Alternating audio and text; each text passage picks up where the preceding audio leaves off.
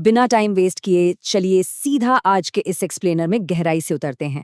आज हम एक ऐसे बहुत बड़े भ्रम से पर्दा उठाने वाले हैं जिसका शिकार आज लाखों स्टूडेंट्स हो रहे हैं। सच बताऊं तो बहुत से छात्रों को लगता है कि वो सिर्फ कॉपी पेस्ट करके एजुकेशन सिस्टम को हैक कर रहे हैं, लेकिन हकीकत कुछ और ही है। आज हम एआई के उस पहलू पर बात करेंगे जो सच में गेम चेंजर है। अब आप सोचिए, आखिर स्टूडेंट्स सच में एआई का यूज कर कैसे रहे हैं? हकीकत की ये तस्वीर थोड़ी डरावनी है।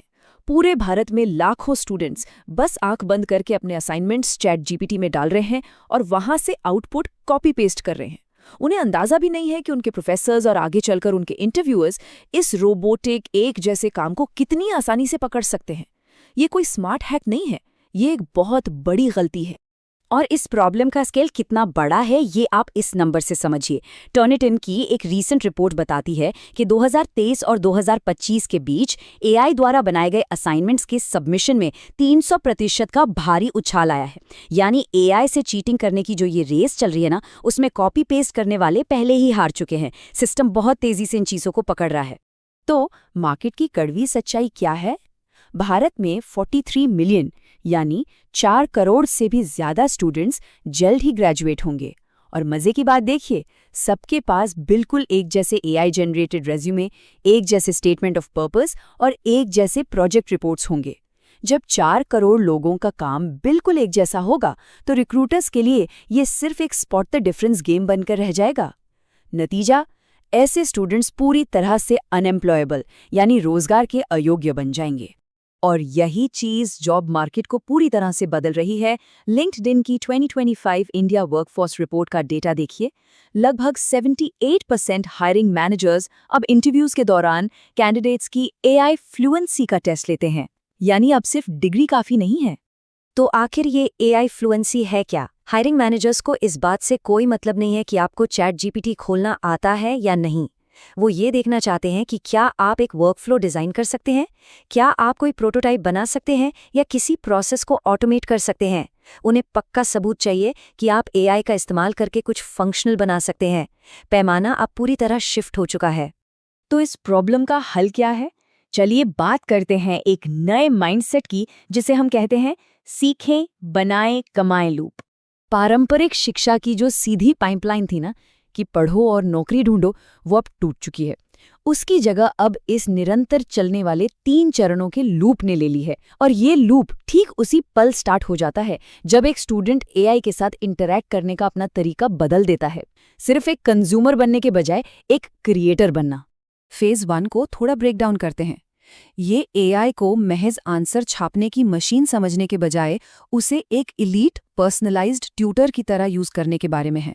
5 साल के बच्चे की तरह सिखाएं। प्रोटोकॉल के जरिए हम एआई को इंस्ट्रक्ट कर सकते हैं कि वो किसी भी मुश्किल कॉन्सेप्ट को लोकल भारतीय उदाहरणों के साथ अलग अलग लेवल्स पर समझाए। इसमें पूरी की पूरी पावर और कंट्रोल आपके हाथ में होता है। अब आते हैं फेज 2 पर। और सच बताऊं तो यहीं पर 99% स्टूडेंट्स रुक जाते हैं।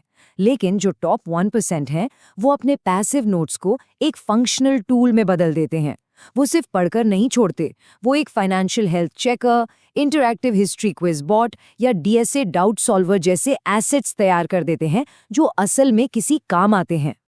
अब आप सोचेंगे कि इसमें तो बहुत भारी कोडिंग लगेगी। बिल्कुल नहीं, ये पूरा प्रोसेस मुश्किल से 30 मिनट का है और इसमें 0 कोडिंग लगती है।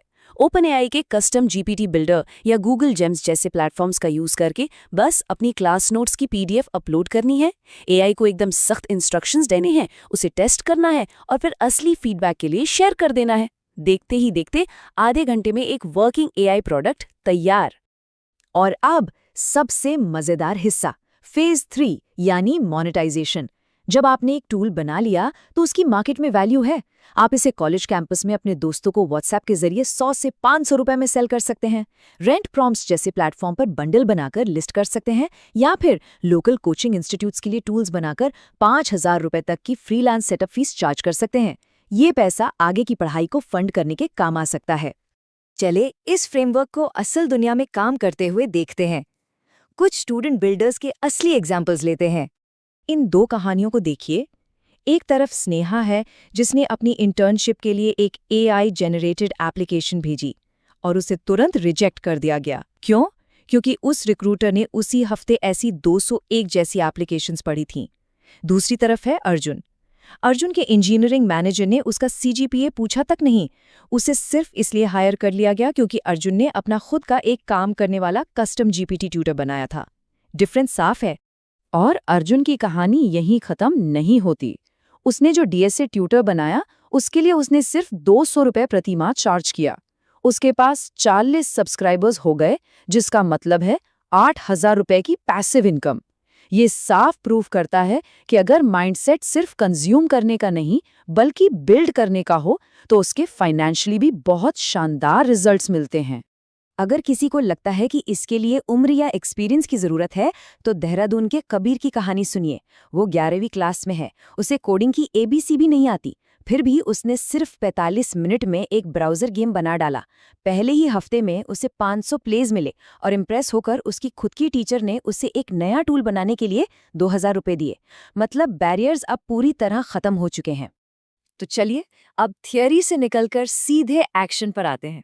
मैं आपके सामने रख रहा हूँ 72 आवर्स बिल्डर चैलेंज।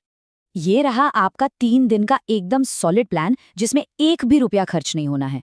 डे 1 कोई एक प्रॉब्लम ढूंढिए और एक टूल का आइडिया सोचिए। डे 2 अपने नोट्स अपलोड करिए, इंस्ट्रक्शंस लिखिए और उसे टेस्ट करिए। डे 3 फीडबैक लीजिए, उसे रिफाइन करिए और अपने कॉलेज के व्हाट्सएप ग्रुप में लॉन्च कर दीजिए। बस 72 घंटों में आपके पास एक टेक्निकल प्रोटोटाइप और एक प्रोफेशनल पोर्टफोलियो होगा। ये तो बस शुरुआत थी। हमारे अगले एक्सप्लेनर में हम एकदम टैक्टिकल बात करेंगे। हम देखेंगे कि कैसे 2 घंटे के बोरिंग और मुश्किल लेक्चर को एक ऑटोमेटेड, बिकने लायक फ्लैश कार्ड पाइपलाइन में बदला जा सकता है।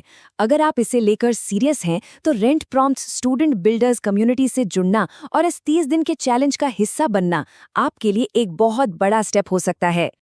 आखिर में इस बात को ध्यान से समझिए, एआई टूल्स आज सबके पास हैं। सिर्फ उनका एक्सेस होना अब आपको दूसरों से अलग नहीं बनाता। असली कॉम्पिटिटिव एडवांटेज सिर्फ इस बात में है कि आप उन टूल्स का इस्तेमाल करके क्या बनाते हैं। एक रोबोटिक क्लोन और एक इंडिपेंडेंट क्रिएटर के बीच बस इसी एक माइंडसेट का फासला है। तो अब सवाल ये है, और ये आपको खुद से पूछना है, आज एक स्टूडेंट के तौर पर कौन सा रास्ता चुना जाएगा? क्या एक पैसिव कॉपी पेस्टर बनकर उसी भीड़ का हिस्सा बने रहना है, या फिर आगे बढ़कर एक बिल्डर बनना है? चॉइस आपकी है और यही चॉइस तय करेगी कि आने वाला कल कैसा होगा।